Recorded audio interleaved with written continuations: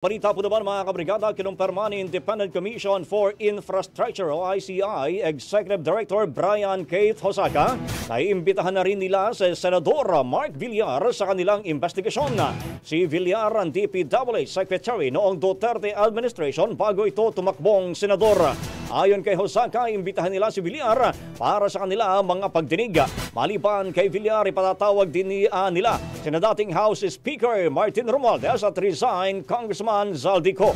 Sa ngayon, nakapagpadala na raw sila ng subpoena kay Romualdez pero kinukumpirma pa nila kung na-receive na ito ng kanilang opisina. Ngayong araw, isa sa mga humarap sa pagdinig ng ICI ay si dating DPWH Undersecretary Roberto Bernardo.